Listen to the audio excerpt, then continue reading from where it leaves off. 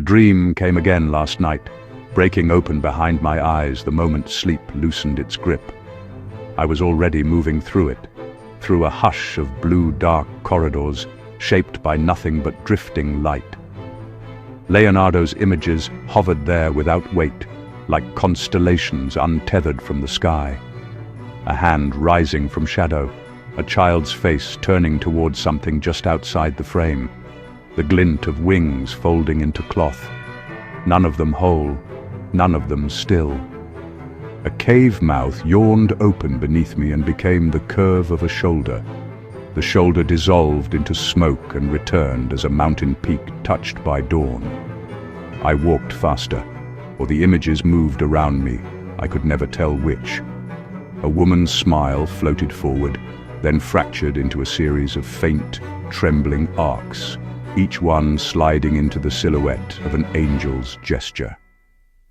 Stone ribs of a grotto bent inward until they closed like fingers around a secret. A lamb's eye flashed, bright as glass, then vanished into a whirl of gold and dust. Everything kept shifting, figures slipping into landscapes, landscapes into symbols, symbols into lines of force cutting the air. But then, without warning, the drifting fragments began to turn toward one another. A pointing finger met the edge of a cliff.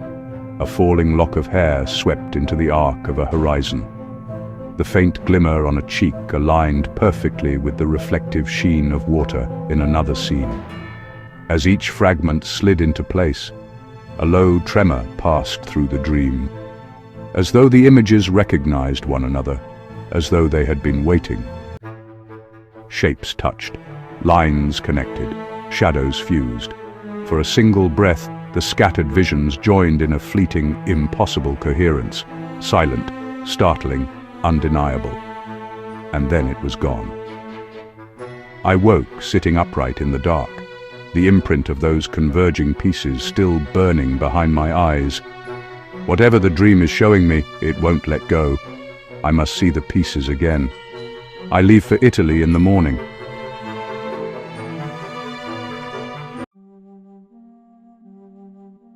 I stand in a high-vaulted gallery in Florence, face to face with a youthful Leonardo's Annunciation. The painting is awash in morning light. An angel kneels in the foreground, wings still half unfurled, offering a white lily to the Virgin Mary. She sits at a carved stone lectern, one hand resting on the open scriptures. At first glance, it's a scene of serene devotion. The moment the Archangel Gabriel announces the divine message to Mary. I take in the tranquil garden setting, the neatly fenced green courtyard behind them, the distant blue mountains fading into mist. Everything appears harmonious, an earthly paradise touched by the sacred. Yet something tugs at the edge of my mind. Mary's expression is calm, almost too composed for the shock she's receiving. Her right hand hovers in mid-air, paused above the book as if interrupted mid-sentence. My eyes narrow on that hand. It's oddly large, the fingers elongated in perspective. How curiously it's painted, as though Leonardo expected the viewer to stand elsewhere. I step a little to the right, and suddenly Mary's arm foreshortens into natural proportion. There it is. The error of perspective resolves itself. Leonardo built the painting for a specific vantage point, I realize, a subtle cue that understanding requires the right point of view. I lean in, drawn by the meticulous details that Leonardo lavished on this early work. The angel's gauzy wings shimmer with minute brush strokes, each feather defined as if studied from a living bird. Mary's robes fall in soft folds, painted with such care that I can almost feel the weight of the cloth. On the lectern before her lies an illuminated manuscript. Beneath it, a delicate, transparent veil covers the stone surface, so finely rendered it nearly disappears. Who paints a barely visible veil under a Bible? My gaze travels to the carved motifs on the lectern's spiraling Ionic volutes, and beneath them, a scallop shell ornament. A shell, symbol of Venus, the classical goddess of love and beauty, adorning the stand of the Virgin Mary. The angel's lily signifies Mary's purity, yes, but the shell. It dawns on me that the shell has long been an emblem of Venus rising from the sea. Leonardo, a young artist steeped in humanist learning, has merged sacred and pagan iconography here quietly. For a moment I am puzzled. Why mingle the Virgin with Venus? I recall that Mary was sometimes poetically called the New Eve, or even compared to Venus in Renaissance allegory as the embodiment of divine beauty on earth. Could Leonardo be hinting that Mary's beauty and grace are the rebirth of classical ideals within Christian story? The painting's overt subject is the miraculous conception, divinity touching a humble girl. But through form and symbol, Leonardo seems to be saying something more daring. The divine can be understood through natural beauty and knowledge. Mary's left hand still rests on her book, her eyes lowered in contemplation, even as the angel speaks. This is no passive vessel. She is learning, reading, participating in the prophecy of her own destiny. My heart quickens as the insight crystallizes. By the time I step back, I see it plain. The Annunciation is not just about God's message to Mary, but Leonardo's message to us. The sacred and the secular, the spiritual and the intellectual, unite in this quiet scene. Mary, halo-free and human, accepts the divine through wisdom and grace combined. Leonardo has staged a miracle in a garden, but painted it with the logic of nature and the heritage of antiquity. The true code here is perspective, both artistic and philosophical. One must shift one's angle to resolve the distortion. One must embrace multiple viewpoints, Christian and classical, to grasp the full truth. I leave that painting with a new awareness that nothing in Leonardo's art is as simple as it first appears. A seed of curiosity is planted in me. What other truths, I wonder, lie hidden behind the tranquil facades of his masterpieces? Dust motes swirl in the cavernous restoration hall, where Leonardo's unfinished Adoration of the Magi looms taller than me. I feel dwarfed by the expansive panel, a crowded, dynamic scene of the three wise men paying homage to the Christ child. At the center, bathed in a gentle light, sit Mary and the infant Jesus. The Magi kneel around them, faces alight with awe as they offer their gifts. It's a familiar biblical tableau of reverence and wonder, kings bowing before the newborn Savior. I note the flowing composition of figures encircling Mary in a broad semicircle, guiding the eye inexorably to the calm heart of the scene, mother and child. But as I let my gaze wander beyond the Holy Family, a jarring contrast emerges. In the background, behind the kneeling worshippers, chaos reigns. I make out rearing horses, their hooves tangling in violent struggle. Soldiers, yes, armored men, clash swords amid a swirl of dust. Ruins of classical buildings loom dark and crumbling on the right side of the scene. On the left, oddly, some figures appear to be laboring on a structure, perhaps building something new. The painting feels like two worlds in one at the forefront, harmony and adoration, at the back, turmoil and decay. Why would Leonardo place scenes of combat and ruin behind the epiphany of Christ? I step closer, drawn by the enigma of this unfinished masterpiece. The underdrawings show through the thin paint in places, phantom figures and ideas Leonardo sketched and never fully concealed. I trace with my eyes the pyramidal arrangement anchoring the composition, the apex at Mary's head, from which everything else spirals outward in a subtle geometric order. Under her feet is bare earth, and a gnarled tree rises just behind her throne, its branches haloing the sky above Jesus. Perhaps it's the tree of life, I muse, or the family tree of Christ taking root in a fractured world. The deeper I look, the more I sense an intentional dialogue between foreground and background.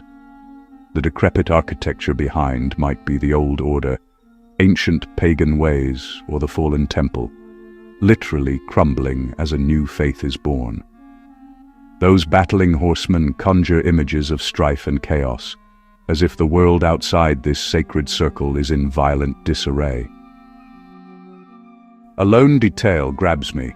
To the left, partially sketched, two staircases leading up to what could be a foundation of a building, maybe a temple being constructed. One staircase ascends, echoing upward movement, while to the right of Mary the ground seems to collapse where the ruin stands. It's as though Leonardo painted a metaphor of descent and ascent, one civilization falling, another rising, framed around the Christ child. I realize Leonardo, in his brilliance, composed not merely an adoration, but a contrast of epochs.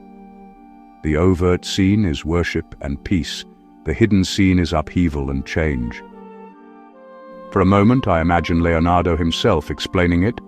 At the instant the Magi recognize the divinity of Christ, so the theologians said. The old world of ignorance and warfare begins to pass away. The new structure, perhaps symbolized by that half-built temple, could signify the church or a new spiritual order being built on the foundation of this child. The thought sends a shiver through me. This is not just a pretty nativity scene, it's a prophecy in paint. Leonardo has embedded the concept of Epiphany as a turning point in history, enlightenment emerging from chaos. Even the wise men, traditionally representing different lands and ages, in Leonardo's hand, become witnesses to a cosmic shift. I find myself kneeling slightly without realizing, trying to examine a small cluster of figures at the lower right. One looks out directly at us, hand on head, an ambiguous expression of concern. Is that a self-portrait of the young Leonardo, watching the scene he conjured? If so, his eyes meet mine with a knowing urgency across 5 centuries. In that gaze, I sense a question. Do you see it? And I do now. My chest swells with the revelation. This adoration is 2 stories at once. On the surface, the Magi adore a child. Beneath, Leonardo proclaims the tumult of the world giving way to a new dawn of peace. The true Davinci code here is transformation, spiritual renewal amid worldly chaos. Rising to my feet, I feel a kinship with that young artist who dared hide such a bold message in an altarpiece. Like him, I am both awed and unsettled. What other seismic secrets lie veiled in his work? A cool hush falls over the dimly lit gallery in Paris as I approach the Virgin of the Rocks. 2 small children and 2 angels nestle in a shadowy grotto. I almost feel the damp air of the cave, hear the trickle of its underground stream. At the center sits the Virgin Mary, not on a throne but on the bare ground, her arm around one child and her other hand hovering protectively over the second. The overt scene seems tender enough. The Virgin and Christ child in a rocky wilderness, accompanied by an angel and another infant, John the Baptist, identified by his prayerful gesture. Mary's face is young and gentle, her eyes cast down as if contemplating the destiny of these 2 boys. The angel beside them, I recall tradition names him Uriel, smiles subtly and looks out of the painting, engaging the viewer directly. Initially, it strikes me as a peaceful, if unusual, depiction of a meeting between little Jesus and his cousin John during the Holy Family's flight into Egypt, a legend outside the Bible but fitting for a commission honoring the Immaculate Conception. Yet a prickle of unease creeps over me. There is something off-kilter about their interactions. The child in Mary's lap, is that John, is kneeling with hands together, as though worshipping. The other boy sits to the right, supported by the angel's gentle touch, one hand raised in a blessing gesture. If that one is Jesus, why does he appear to be blessing the kneeling child, who would then be John? My assumptions invert themselves. Traditionally, it should be John paying homage to Jesus. But Leonardo's composition suggests the opposite. John is being presented, even protected. Mary's right hand hovers in the air above the kneeling boy's head, fingers parted in a curious claw-like pose, protective or threatening. When I first notice the curve of her fingers, my breath catches. It's almost as if she could grasp the child's head from above. Directly beneath that hovering hand, the angel Uriel extends his own hand outward, index finger pointing across the scene toward the kneeling John. The alignment of Mary's poised fingers and the angel's straight point creates an unsettling line. One could imagine it as a blade drawn across the air at the level of the praying child's neck. I rub my eyes and look again. Surely this is just an imaginative misreading. Mary menacing her own infant cousin? It seems absurd, but Leonardo rarely did anything accidental. Why would he compose Mary's hand in such a dramatic gesture overhead?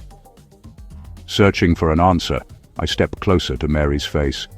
Her expression is serene, not one of anger or malice. Her eyes hold a distant thoughtfulness. That calms me. She is not a grim reaper. Perhaps her raised hand signifies a blessing or a hovering mantle of protection. Yes, a gesture of benediction, I reassure myself, though the shape of those fingers remains eerily tense. The angel's pointing finger draws me next. Uriel looks out at us with a knowing gaze, as if sharing a secret.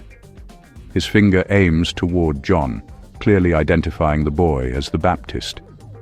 It's as though Leonardo is saying, "Pay attention, this child too is chosen." The overt subject here was meant to exalt the Christ child and his mother, fitting the doctrine of her pure conception. Yet the painting as executed centers as much on John's importance. In fact, Mary's pose, her arm around John, guiding him forward toward Jesus, feels like an act of presentation. She is offering John to Jesus, or perhaps to the world, safeguarding him under her hand. Meanwhile, the Christ child, depicted with a traditional gesture of blessing, raises two fingers toward John, acknowledging him. The roles are subtly shifted. Christ blesses, but John is the one being elevated and protected, almost as if he were the vulnerable savior-to-be. A memory stirs of certain esoteric theories, whispers that some believed John the Baptist was the true chosen one, or at least that certain sects held him in higher secret regard. Could Leonardo have been influenced by such ideas? Or maybe he was simply highlighting John's crucial role as forerunner of Christ. In either case, it's clear Leonardo deviated from convention here. This deviation apparently caused trouble. I recall that the confraternity who commissioned this piece balked at Leonardo's original version. Perhaps they sensed something unorthodox in it, prompting him to paint a second, more traditional version later. My eyes drift over the rest of the scene. The dark crags arching above form a natural cathedral for these holy cousins.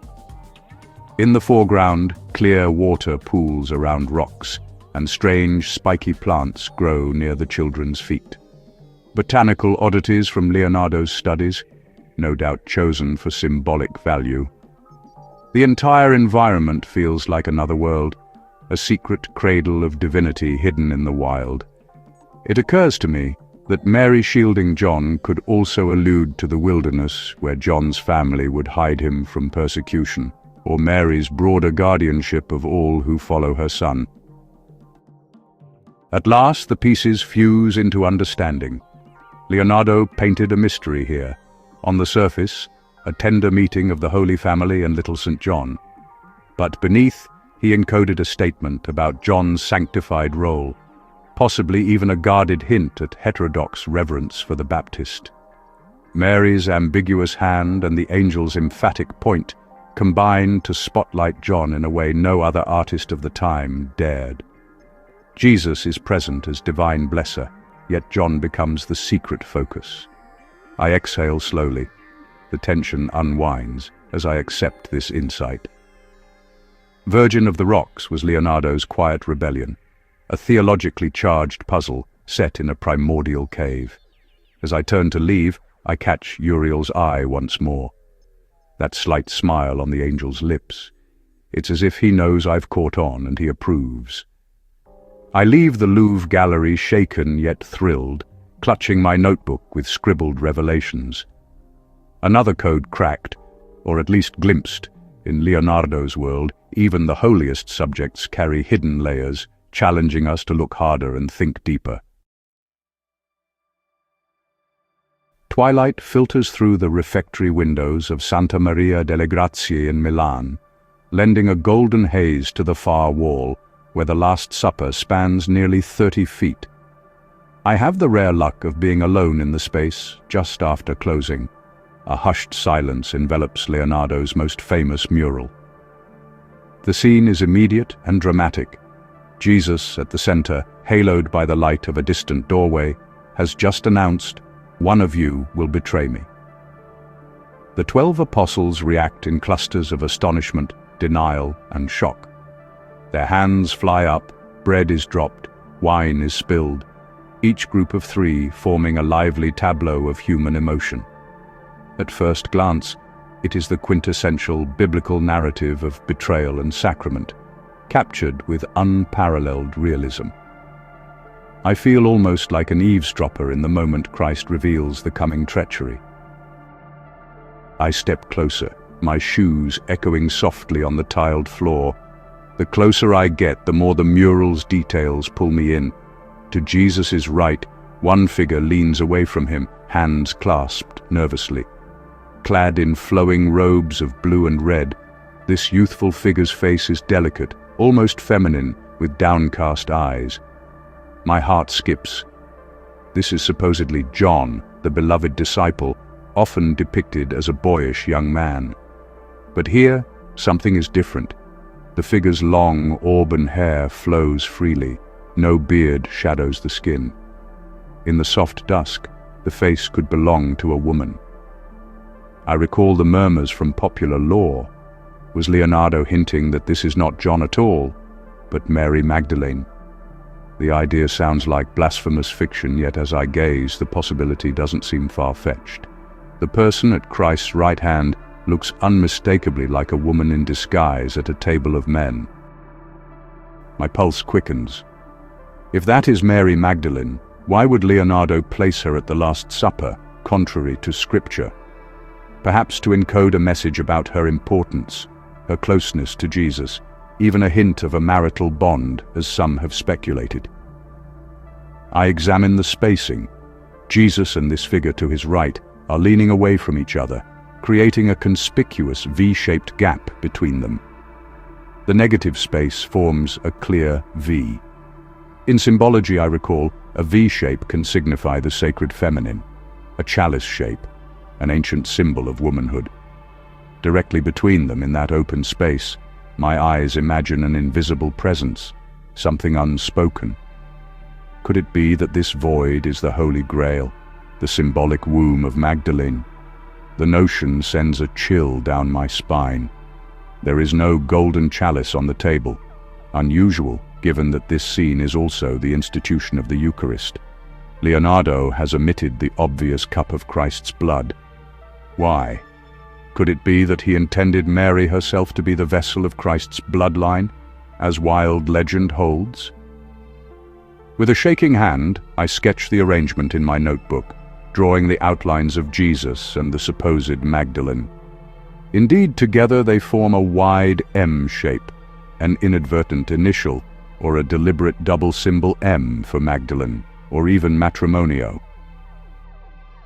I nearly laugh under my breath at how far my imagination is running, yet the details are there.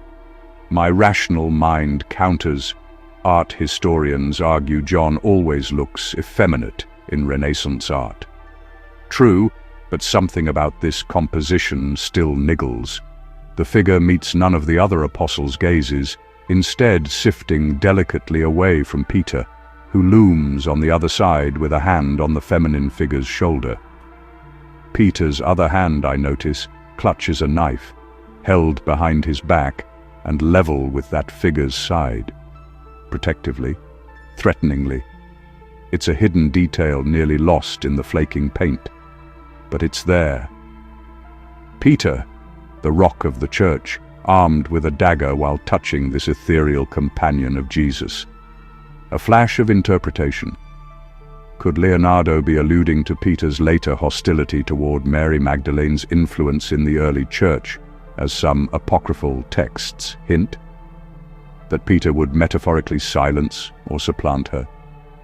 The thought is speculative yet alluring. I drag my focus back to Jesus himself. He is strangely calm amid the turmoil, one hand palm up, the other reaching toward a loaf of bread. His face is mournful, accepting. He has no halo. None of them do. Leonardo's radical humanism holiness shown in the utterly human. Above Jesus, if I follow the curving pediment outline, it forms a subtle arch like a halo of architecture instead of gold leaf. The geometry of the composition is crisp perspective lines of the walls and ceiling coffer converge exactly at Christ's temple, making him the vanishing point of the world.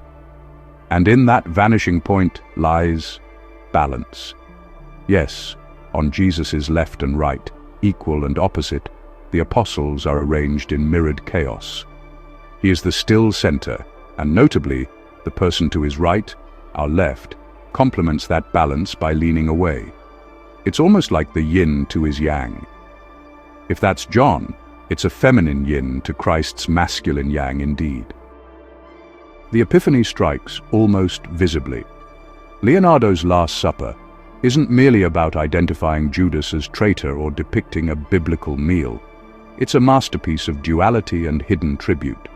By possibly placing Mary Magdalene in the seat of honor and removing the obvious Eucharistic cup, Leonardo could be silently elevating the feminine divine, hinting that the sacred union, the partnership of Jesus and Magdalene, or the male-female principles, is the true Holy Grail.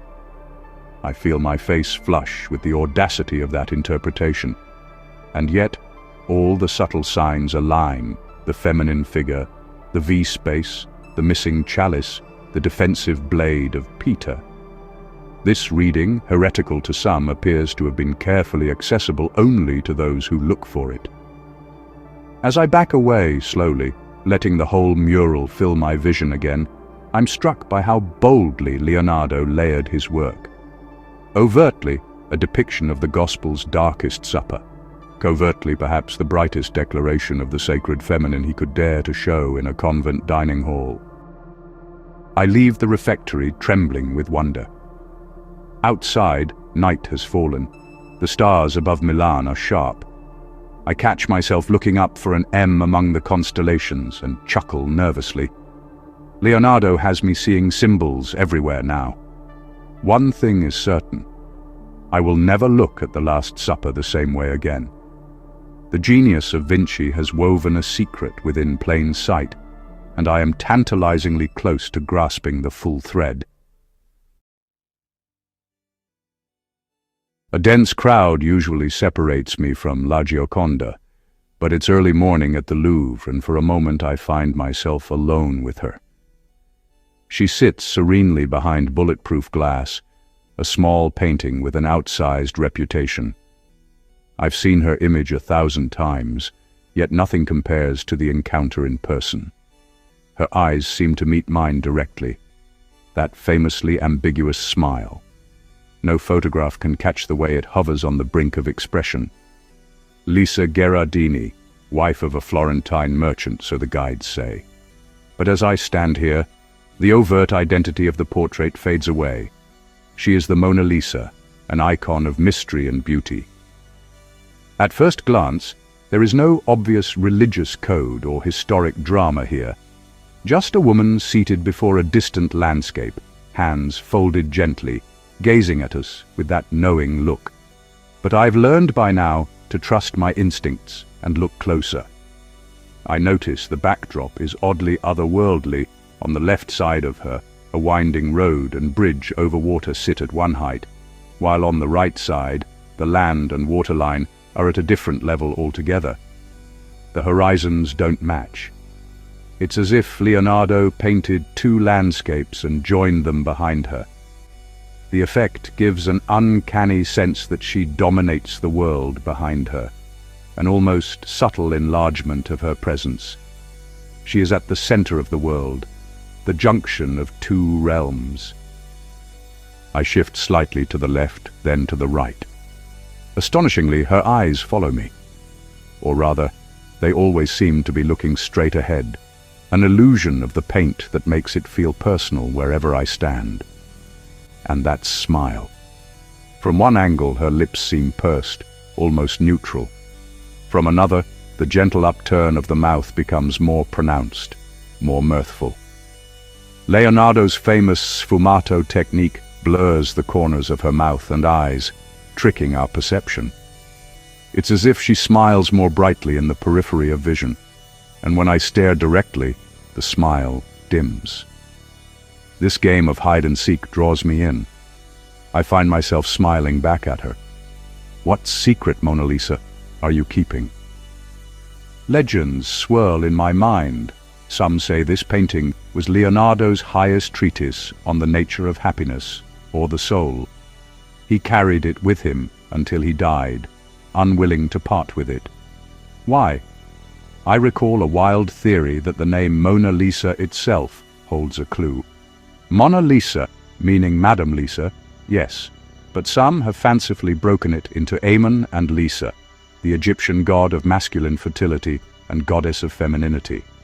Amun and Isis, a union of male and female principles hidden in the name of a smiling lady. I whisper the words to myself. Mona Lisa, Amun Lisa, and I feel a chill of possibility. Could it be that Leonardo, who was known for word puzzles and mirror writing, chose this commission to encode an even grander concept?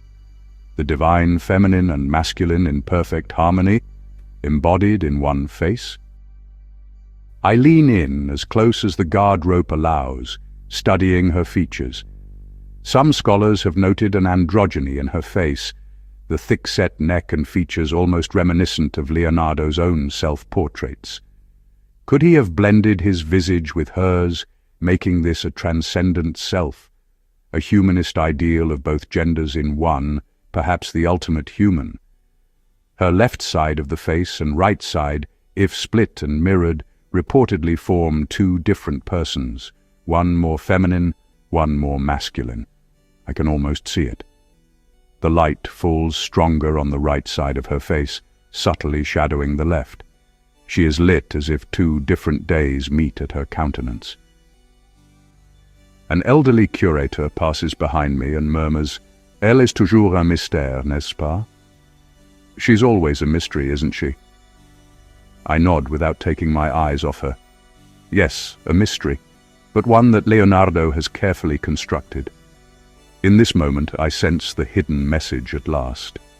Mona Lisa's overt identity might be a Florentine lady, but everything about the painting transcends the personal. Leonardo has crafted an image of the eternal feminine, or rather, the eternal union. This singular portrait radiates a balanced nature's wild rivers and jagged mountains behind her, yet she sits calmly, an oasis of order in the chaos of nature. Her gaze engages us, pulling us into the present, while her slight smile teases something eternal and beyond definition. I realize I'm not looking at a mere woman. I'm looking at an idea. Suddenly it clicks. The code of the Mona Lisa is harmony, the merging of dualities. She is at once young and timeless, playful and serious, familiar and otherworldly. Leonardo, in love with opposites, science and art, man and woman, earth and sky, poured all of it into her enigmatic expression. Perhaps that's why he kept her by his side. She was his philosophical secret, a visual mantra. If the Last Supper shouted its hidden truths in grand symbology, the Mona Lisa whispers hers intimately to each viewer. That true beauty lies in the balance of contrasts. I step back, awed by the simplicity and profundity. In her silence, Mona Lisa speaks. The world behind can be in flux, but within, the soul that balances reason and emotion, masculine and feminine, will know a peace that passeth understanding. As I leave her, she seems to smile just a touch more. I have the uncanny feeling that I've been granted a personal audience with Leonardo's deepest muse.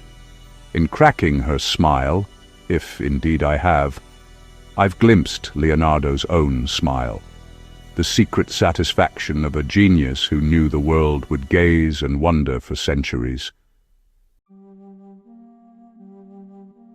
The polished parquet floor of the Czartoryski Museum in Krakow creaks softly beneath my feet.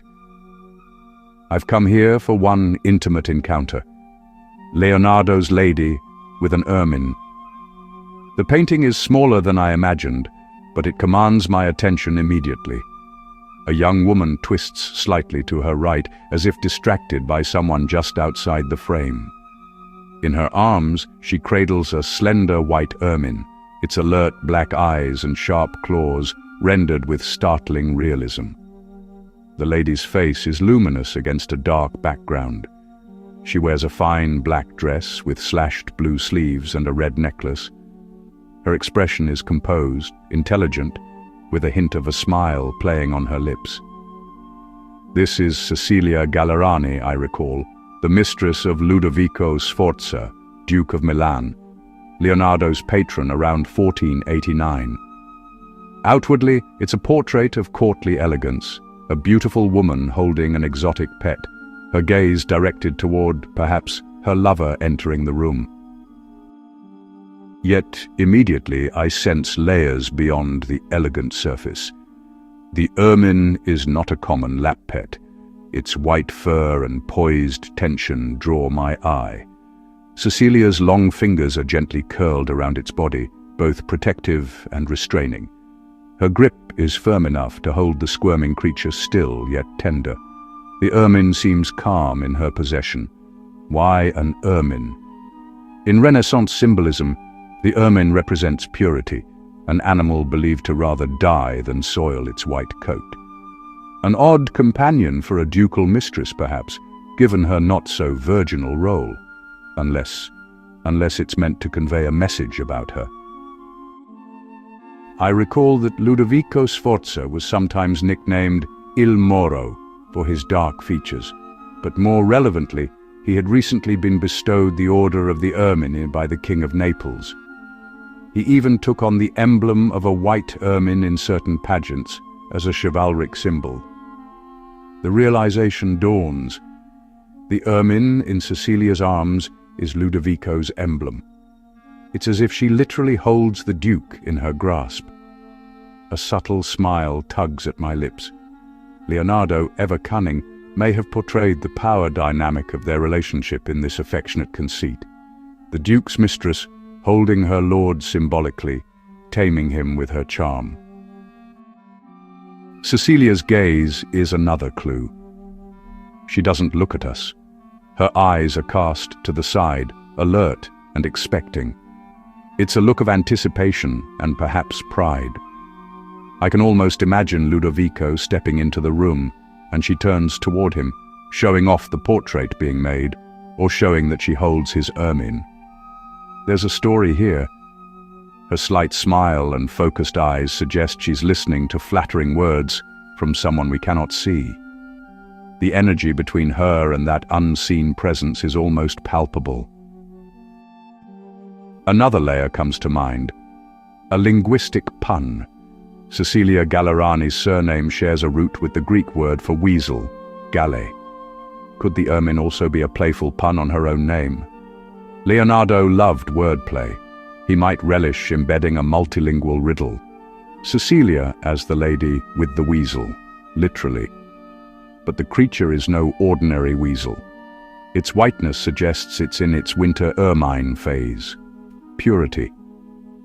and Cecilia, though a mistress, was known for her intellect and poetry. Perhaps Leonardo sought to portray her inner purity and worth, countering any scandal with symbolism.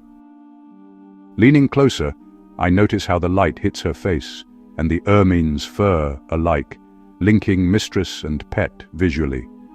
The two even have a similar pose. Cecilia's forward-thrusting arms and the ermine's elongated body create a parallel. It's almost as if she and the ermine form one combined creature, a hybrid symbol of beauty and virtue entwined with the Duke's image. Her delicate features and the animal's sleek form rhyme together in the composition. The background is plain dark, isolating them like a jewel in a box. My heart suddenly gives a little leap as I intuit the hidden meaning. Leonardo painted this portrait during a time Cecilia was likely pregnant with Ludovico's child. In Renaissance lore, ermines and weasels were believed to conceive through the ear and give birth through the mouth. An old wives' tale, but one associating them with miraculous or hidden birth. And they were thought to help women in childbirth. Could this ermine be a coded announcement of her pregnancy? A silent way to proclaim that she carries the Duke's heir under the guise of a charming portrait? Leonardo adding the ermine was intentional. We know he painted it in later, over an earlier version with empty arms. It speaks volumes about Ludovico's patronage, his order of the ermine, about Cecilia's virtues, white fur purity, and possibly about the new life growing within her, as an emblem to protect the expectant mother. The overt portrait shows a refined Renaissance lady, but the deeper code now unveils itself to me. This is an allegory of love and power. Cecilia's slight smile is the smile of a woman who knows she has captured the heart of a duke. The ermine in her embrace is that duke's persona, tamed, adored, and also emblematic of the honor he's given her. If one reads it fully, the painting is practically a proclamation. Cecilia Gallerani is not just a mistress. She is cherished, honored, perhaps even mother-to-be of noble blood. Leonardo transformed what could have been a straightforward likeness into a sophisticated visual poem. It flatters both lover and beloved under a veil of symbolism. I straighten up, filled with admiration. In a single portrait, without any overt religious motif or grand setting, Leonardo has woven a tapestry of hidden messages. Politics, romance, puns, heraldry, and personal pride, all encoded in the curve of an arm, the turn of a wrist holding a snowy creature, and the glance of a young woman in love. I step back and give a small bow of my head to Cecilia and her pet.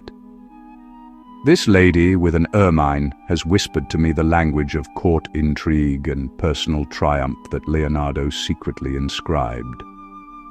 As I leave the gallery, I am struck by how alive she felt, as if the conversation between her and the unseen Duke continues, and I was lucky enough to overhear a fragment of it. In the Louvre's Grande Galerie, I find a spacious bench and sit before the Virgin and Child with Saint Anne.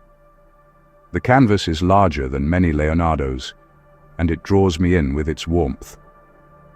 In the painting, Saint Anne, the mother of the Virgin Mary, sits prominently, her lap serving as a perch for her daughter Mary, who in turn leans forward to reach for the Christ child.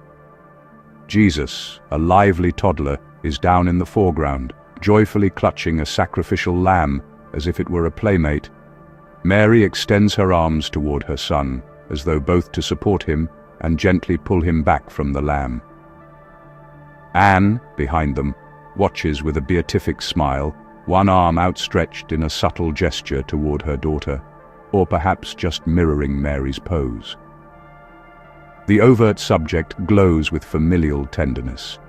3 generations, Mother Anne, daughter Mary, and grandson Jesus, caught in a moment of playful interaction. Yet even in this delightful scene, I detect an undertow of deeper significance. My eyes settle on the lamb that Jesus so eagerly embraces.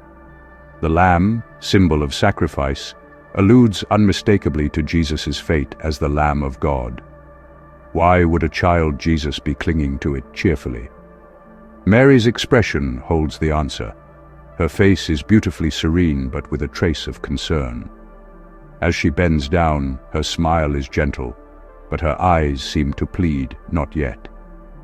Her hands hover around Jesus, one hand on his tiny back, the other on his arm, restraining him just a little from getting too attached to the creature. It's a mother's protective hesitation. She knows the lamb is not just a pet, but a portent of what will come. I shift my gaze to St. Anne.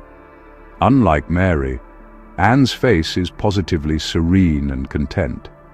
She looks down at the scene with an almost amused tenderness, her lips parted in a small smile.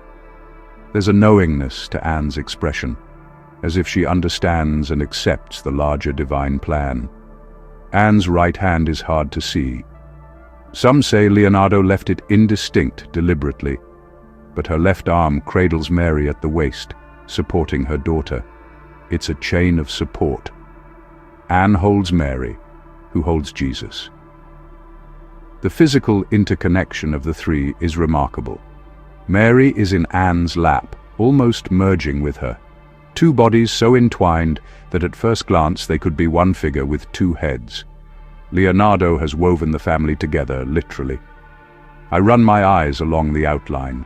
Anne's blue garment flows into Mary's, and Mary's form partly obscures Anne's legs, making it appear as if Mary is an extension of Anne. This visual blending, I sense it's intentional, symbolizing how Mary, and by extension Jesus, is an extension of Anne's flesh and faith. A memory surfaces. This composition was daring for its time. Some churchmen were puzzled by Mary sitting in her mother's lap like a child. But perhaps Leonardo was illustrating more than a physical pose. Could it be he was emphasizing the doctrine of the Immaculate Conception? That Mary herself, though born of Anne, remained pure and linked with Anne in one continuous grace?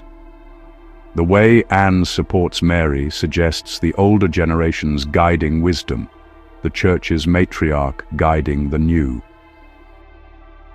I lean forward to catch the dynamic among the trio. Jesus, oblivious to all except the fun of the lamb, looks sturdy and gleeful.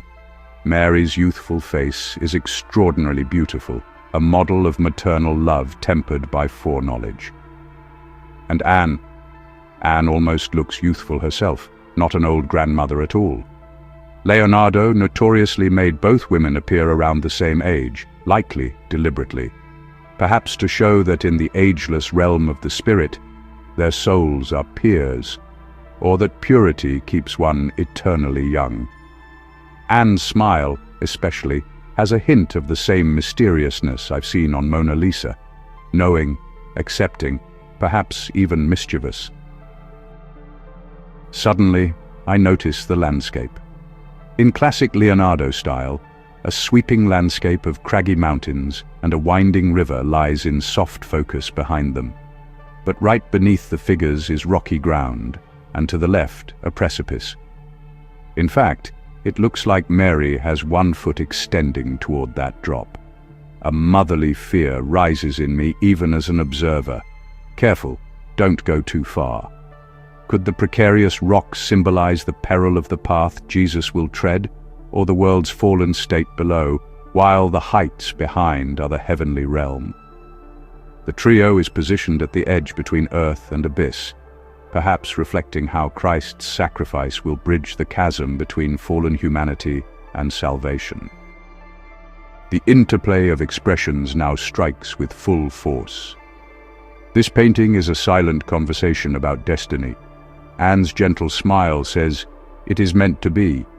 Mary's half-furrowed brow says, "Must it be so soon?" Jesus' laugh says, "I'm just a child, unaware of any danger." The lamb, innocent and yielding, represents the fate that awaits. Leonardo managed to freeze a moment where love and sorrow, acceptance and reluctance all intersect seamlessly. There is no angel, no scroll or halo to spell it out, just the language of looks and gestures. My throat tightens as I grasp the tenderness of this code. Leonardo, ever subtle, instills in us empathy for Mary's looming sacrifice by showing it in the most domestic, gentle way. A playdate with a lamb becomes an allegory of the Passion. A grandmother's calm presence becomes the assurance of divine providence. The overt scene, a family idyll, the hidden meaning, the prophecy of the crucifixion, and the heartache of a mother letting go, cushioned by a mother's mother who already has. I exhale and realize I've been holding my breath. The brilliance of it leaves me emotional. It's as if Leonardo wanted to convey that love is at the core of the Christian story. Familial love, willing to bear impossible pain. Saint Anne, representing perhaps God's providence or the wisdom of the ages, upholds Mary, who will have to endure the loss, while even in play the shadow of the cross, the Lamb, is present with Jesus. Yet the mood of the painting isn't sorrowful, it's serene. Acceptance suffuses it. In that, I find the code, acceptance of destiny. Leonardo resolved a theological mystery, the joining of joy and tragedy in God's plan, in a single poignant family portrait. As I rise, wiping a subtle tear from the corner of my eye, I bow inwardly to the genius of Leonardo. He's shown me that sometimes the deepest secrets are not in symbols or puzzles, but in human emotion plainly rendered. No scripture is written on the canvas, but I feel as though I've read a gospel. Stepping away, I carry with me the soft power of St. Anne's smile, a reminder that behind every sorrow ordained from above, there is a promise that all shall be well. A spotlight in the Louvre's Salon Carré shines on a hypnotic figure emerging from darkness. Leonardo's St. John the Baptist. The painting is nearly life-size, but its dark tones and the saint's enigmatic expression make it feel otherworldly. John the Baptist, traditionally the rugged, ascetic prophet of the wilderness, is here depicted in youthful, almost feminine beauty. He has long, curly hair cascading over his shoulders, and he wears pale animal skins that leave much of his chest and shoulder bare. With his left hand he holds a slender cross of reeds that almost disappears into the shadow, and his right hand is raised, index finger pointing upward to the heavens. His head tilts, eyes gazing directly out at me with a smile that is both inviting and a touch eerie. At first glance, I recognize the overt subject. This is John the Baptist indicating the way to salvation. He must increase, I must decrease, as John said of Jesus, pointing toward God. Artists often show John with a gesture toward Christ or the sky, but Leonardo's John is utterly alone in the black void, pointing at nothing visible, only the unseen. There is no lamb, no immediate reference to Christ except the cross he carries. So John's gesture upward feels abstract, as if he points to a concept, a mystery beyond the frame. The atmosphere is intimate, almost seductive in its chiaroscuro. The soft glow on John's face and torso makes him appear closer than painted surface. He's like an actor stepping out of the dark to deliver a secret aside. That smile tugging at the corners of his mouth. Where have I seen it? It's the Mona Lisa's smile, the St. Anne smile, now on a male saint. And it's confident, knowing. The longer I look, the more unsettling it becomes in its ambiguity. Is John pleased? Mocking? Joyful?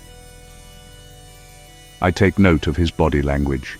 His torso is twisted in an elegant spiral pose. Leonardo loved the twisting contrapposto, you know. The way his shoulders turn, one forward, one back, gives a sense of motion, as if he might spin into the darkness at any moment. The raised arm and finger are extraordinarily graceful. So I follow the line from elbow to fingertip, and it draws my eyes up to that empty space above. What is he pointing at? There's nothing on the dark wall except the subtle shine of varnish. It's almost like he's pointing to the gallery's ceiling, to the very concept of above. Perhaps above means heaven or God or truth. If I imagine the painting as it might have been displayed originally, maybe in some dim chapel, John would be directing the viewer's gaze upward toward the real crucifix or altar in the church, or simply toward the idea of God beyond this world. Leonardo has abstracted the symbol. Instead of showing what John points to, he leaves it to our imagination. Then I consider John's identity here. He looks nothing like the gaunt desert hermit. There's a sensual softness to him. His curls, his almost androgynous face, the gentle lighting on his skin. It's as if Leonardo merged the features of his favorite youthful models. Some say his pupils Salai, with the holiness of a saint. The result is a figure of almost divine and human beauty entwined.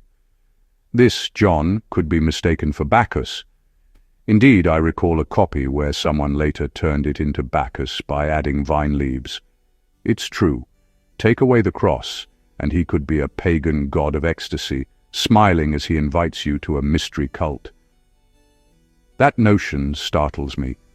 Did Leonardo mean to blur the lines between Christian saint and pagan deity, between male and female, between physical allure and spiritual significance? I lean in, noticing the fine details, the sfumato around John's eyes, giving him that dreamy expression, the delicate rendering of his right hand's index finger. I can see the fingernail catching light. That pointing hand is so alive, it almost upstages his face. It's as if the hand itself speaks. There is something beyond what you see. The placement of that hand just above John's head also creates a subtle compositional arrow. It almost feels like John is pointing at his own soul, or the space right above him where one might imagine a halo. Leonardo did not paint a halo true to form, so John's finger becomes his halo, pointing to transcendence. Suddenly I pieced together a thought. This was likely Leonardo's final painting, completed in his later years. Why would he choose John the Baptist as his swan song? Perhaps John, herald of Christ, resonated with Leonardo's own sense of secret knowledge. John was an outsider to the establishment, a voice crying in the wilderness. Leonardo, though celebrated, often kept his personal beliefs guarded, perhaps outside orthodox boundaries. What if this painting was his personal testament, placing value on inner spiritual enlightenment, pointing upward rather than on outward religion? The beauty and allure of John could signify the alluring call of spiritual truth.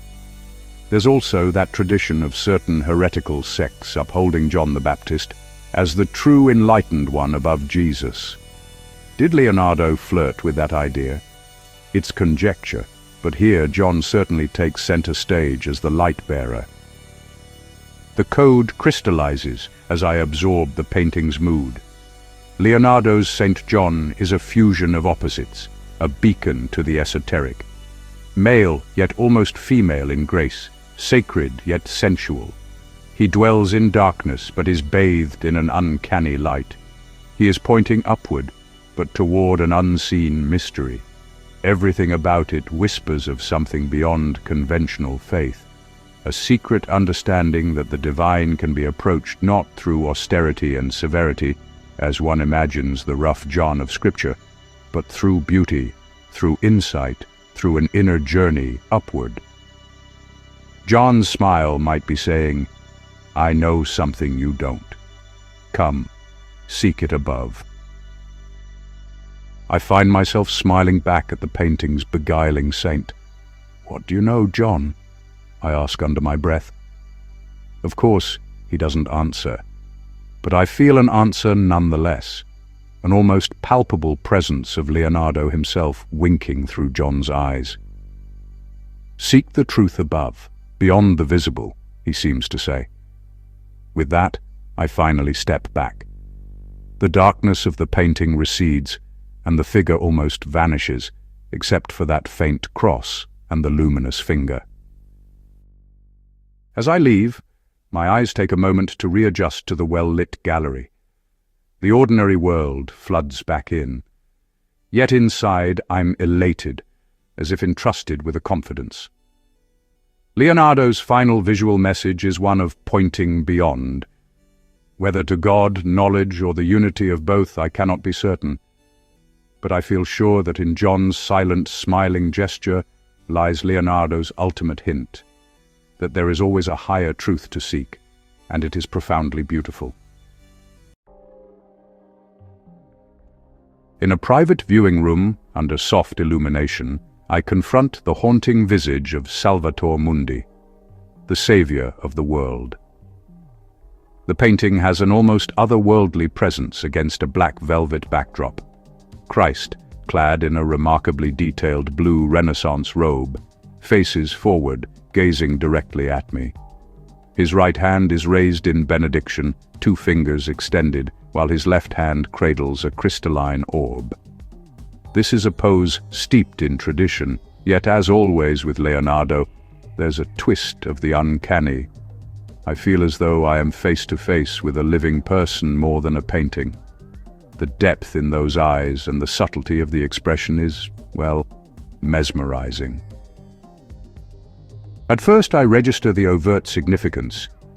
It's a straightforward depiction of Jesus as the world's savior, offering his blessing and holding the globus cruciger, though notably, Leonardo's orb lacks the expected cross. Many painters had done their version of Salvator Mundi, a Christ who asserts dominion over the earth, symbolized by the orb, and offers peace. Here, Christ's expression is gentle, lips closed with a slight softness, neither stern nor smiling. His hair falls in spiraling curls onto his shoulders, and he exudes a quiet calm. If I were a devout viewer centuries ago, I'd see this and feel reassured. Christ as King and Comforter. But my eye is immediately drawn to the orb in his hand. It's a large, perfectly round sphere, seemingly made of glass or crystal, through which a bit of the tunic is visible. In most Salvator Mundi images, the orb signifies the earth or the cosmos, often opaque or with a cross on top. Leonardo's orb is transparent, with delicate highlights and 3 tiny white glints that suggest reflections of light. I notice how his fingers underneath are refracted and distorted. Not exactly. Wait, they aren't distorted as much as they should be. Having studied some optics myself, I know a solid glass orb should produce a certain inverted magnification of whatever is behind it. But here, the orb shows only a mild refraction of Christ's robes, and the background behind the orb doesn't warp at all. The scene behind remains dark and undisturbed. Did Leonardo, master of optics and light, make an error? Unlikely. He who studied lenses, who wrote about how light travels through glass, would know precisely what a solid sphere does.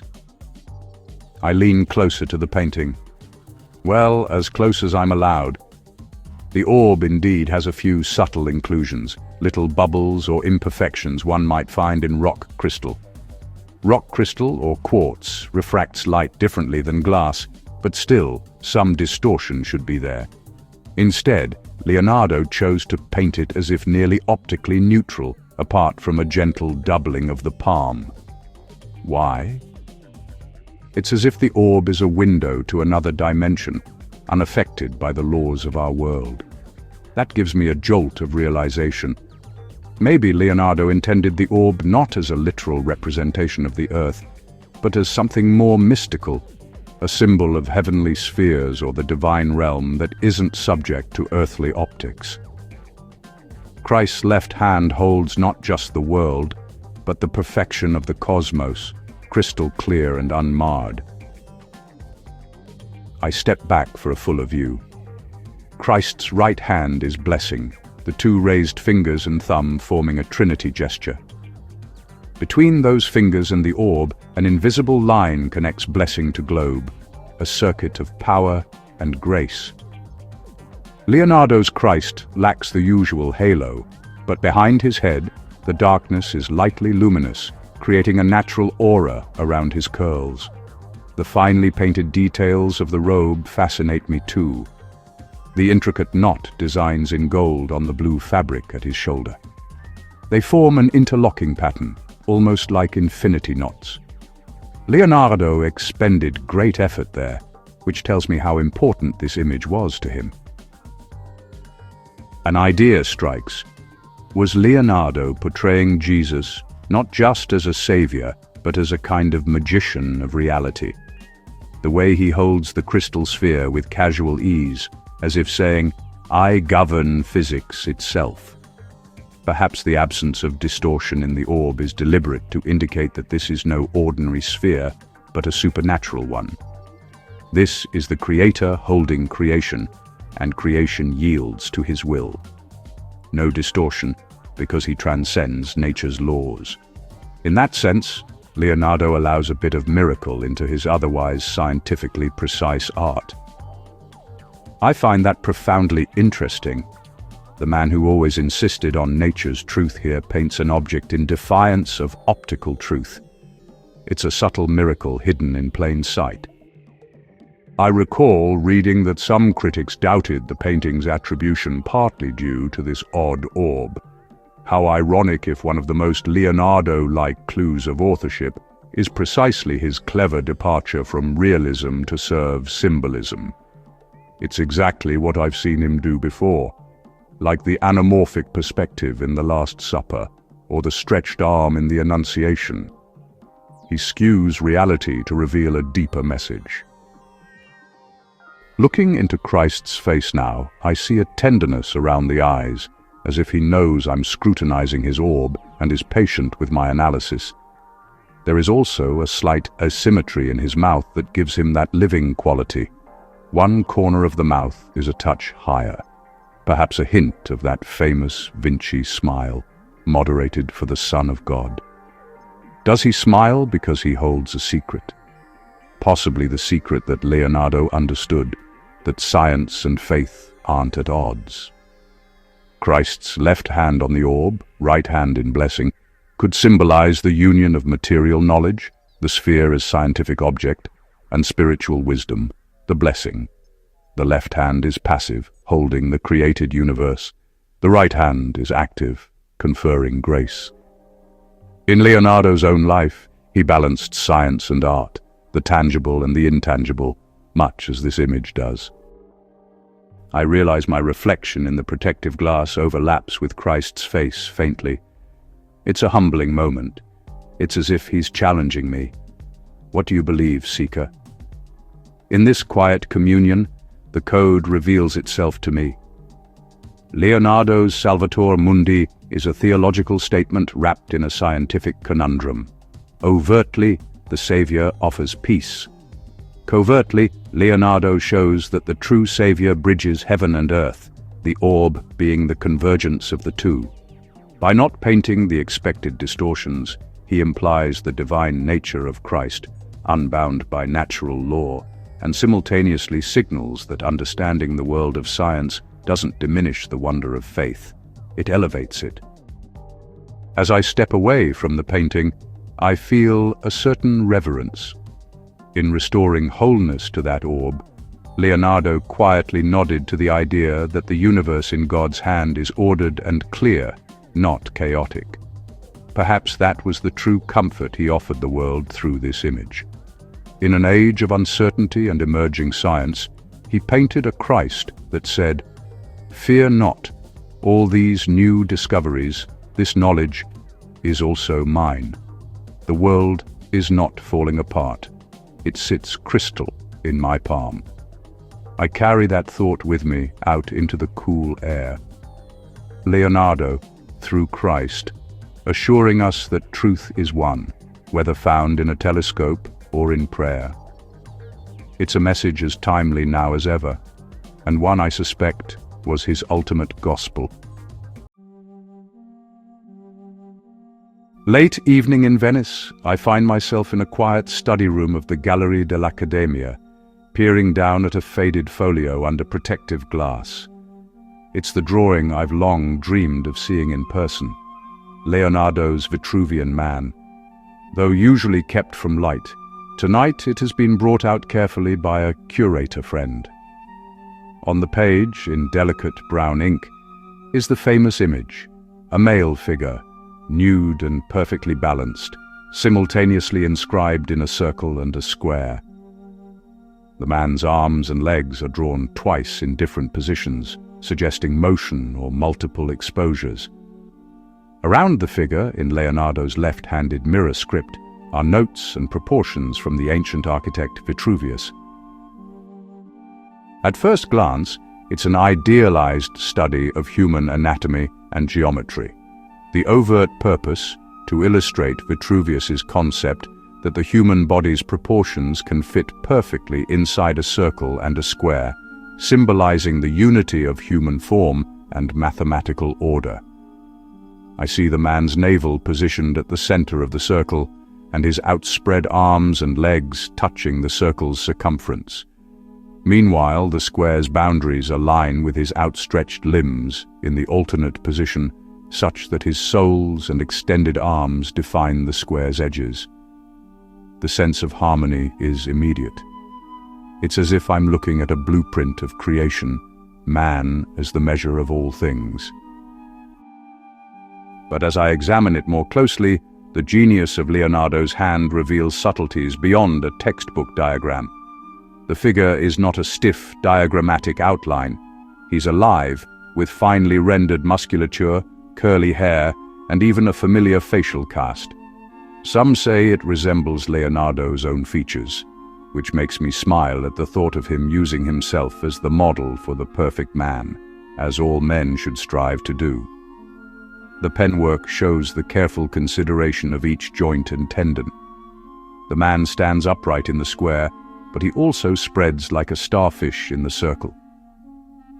Leonardo managed to combine these two stances seamlessly in one image. Did anyone before him succeed in depicting this with such artistry? None that I recall. It's simultaneously art, anatomy, geometry, and philosophy on a single page. I let my eyes drift to the notes around the drawing. My Latin is rusty, and Leonardo's backward scrawl takes time to decipher. But I catch fragments, measurements of the human body. 4 fingers make 1 palm, 4 palms make 1 foot, and so on. Vitruvian units. Leonardo lists how many heads tall a man is, how the span of arms equals the height. It's the classic ideal proportions, but I also note Leonardo added his own observations, like how the genitalia is at half the height, something Vitruvius didn't explicitly mention, if I recall. Trust Leonardo to be thorough even about that detail. I chuckle quietly. His scientific precision didn't shy from any truth of nature. As I absorb these details, a deeper impression forms. This drawing isn't just about man's physical symmetry. It's a coded statement about man's relationship to the cosmos. The circle, ancient symbol of the heavenly and divine, encloses the man when his feet and arms are spread wide, almost as if in the act of flying or transcendence. The square, symbol of the earth and material world, encloses him standing upright, solid and grounded. Leonardo places the same man in both realms, suggesting that the human is the bridge between earth and heaven. We touch the finite, the square's corners, and the infinite, the circle's curve. I recall that for medieval thinkers, the square represented the earth, the 4 directions, the 4 elements, and the circle represented the sky or eternity. Here is Renaissance humanism captured. Man is the microcosm of the macrocosm. Leonardo doesn't just tell us this, he shows it, brilliantly letting one figure live in 2 worlds.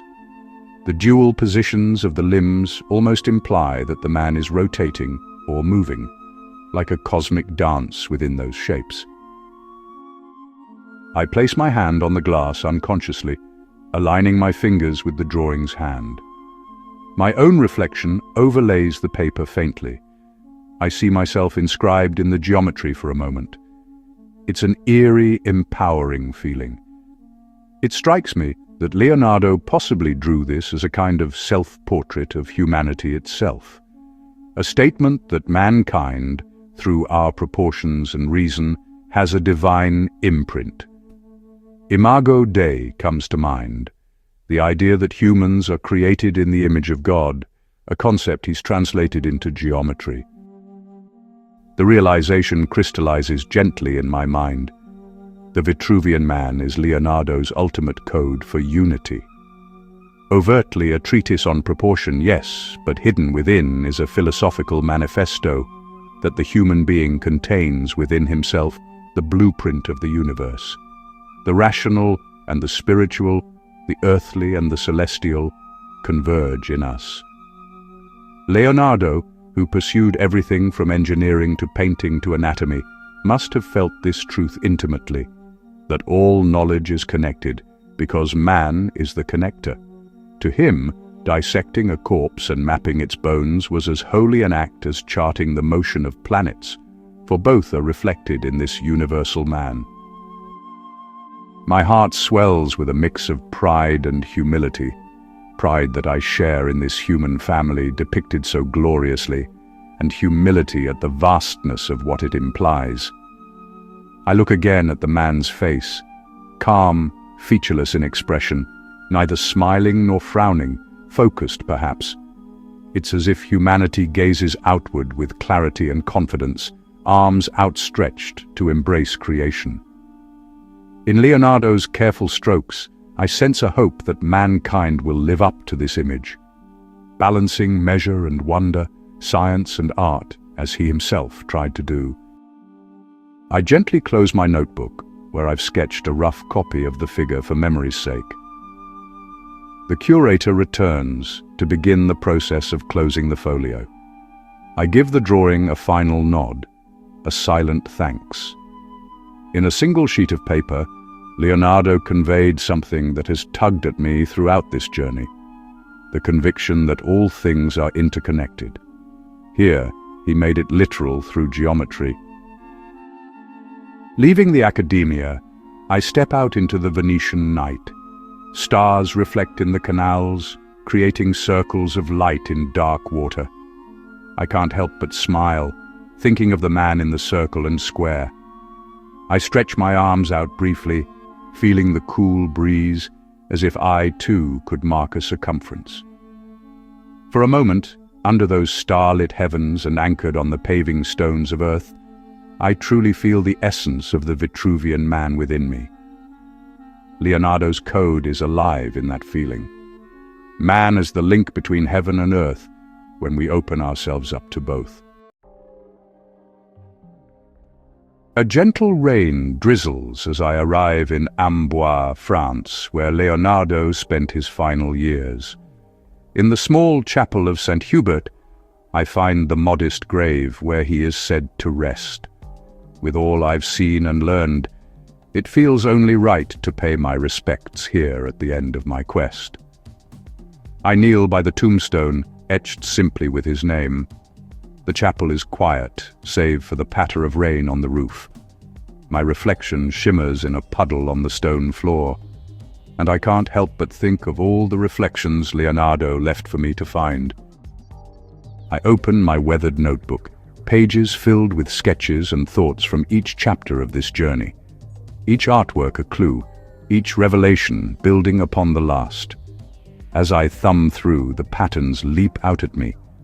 I see Mary's wise poise in the Annunciation, the swirling chaos giving way to new order in the Adoration, the secret elevation of John in the Virgin of the Rocks. I recall the shocking possibility of Magdalene in the Last Supper, and the soft smile of Mona Lisa hinting at duality. There's Cecilia with her ermine, a symbol of love's power, and St. Anne's gentle acceptance of sacrifice to come. Then John the Baptist, half angel, half youth, guiding us upward with that cryptic grin. Christ as Salvator Mundi, bridging science and miracle, and finally Vitruvian man proclaiming our cosmic symmetry. Thread by thread, a tapestry emerges in my mind's eye. I realize with a start that throughout, Leonardo was teaching me the same lesson in different guises.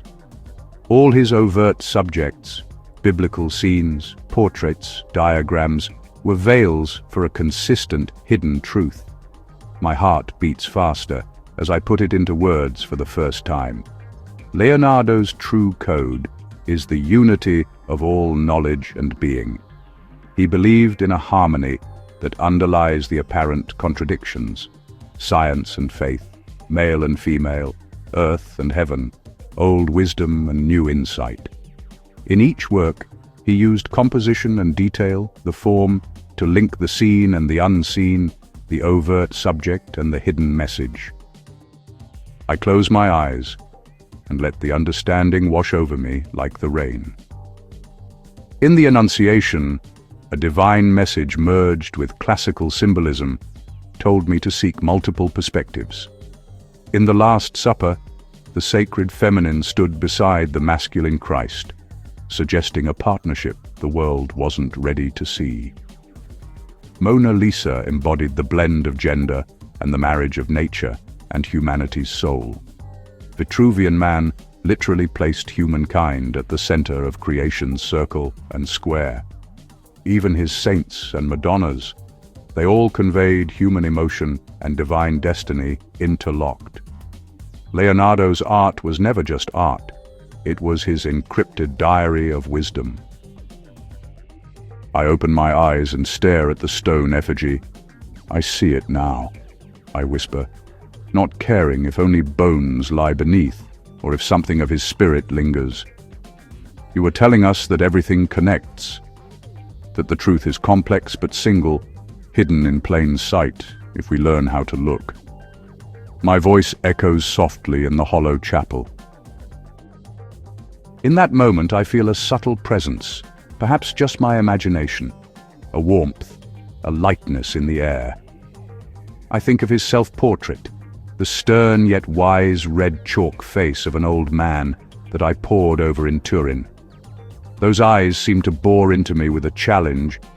Understand, they were the same eyes I saw in so many of his faces, from the Mona Lisa to St. John. A hint of a smile, a spark of knowledge. Leonardo painted himself everywhere, not literally in features, though sometimes perhaps, but in philosophy. Each painting was a facet of him: the curious scientist, the heretical theologian, the lover of beauty, the observer of nature, the trickster who enjoyed a good puzzle. I imagine him now, standing behind me in his long Renaissance robes, stroking his beard with paint-stained fingers, asking gently, "What have you learned?" I answer in my heart, I have learned that Leonardo da Vinci hid his wisdom in codes not to deceive, but to invite us to discover. The true Da Vinci Code isn't one single secret like a bloodline or a lost tomb. It is the way of seeing that he employed, a way that integrates reason and wonder. He wanted us to open our eyes as he did, to marvel at the natural world, to question dogma and embrace the feminine and the unknown, to measure life and also cherish its mysteries. The rain eases, and a beam of setting sun pierces through the stained glass of the chapel, illuminating motes of dust in the air. It casts a soft glow on Leonardo's tomb. I smile, realizing the scene itself is perfectly Leonardo-esque. The ray of light, or divine inspiration, meeting the dust, the tangible stuff of earth. Unity of heaven and earth, right here and now. I stand up and gently lay my hand on the cool stone. "Grazie, maestro," I murmur. "Thank you, master." In my mind, I hear an echo of what he wrote in his notebooks. Saper vedere, to know how to see. Yes, I think I finally understand. He has taught me how to see. As I walk out of the chapel, the clouds part further, and the sky gleams a brilliant gold. The journey has ended, but a new vision of the world begins.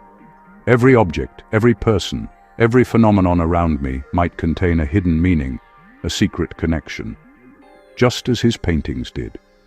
It's a bit like having a veil lifted from my eyes. In a whimsical thought, I wonder if Leonardo is somewhere smiling at that. Perhaps the ultimate code was to transform those who unraveled it.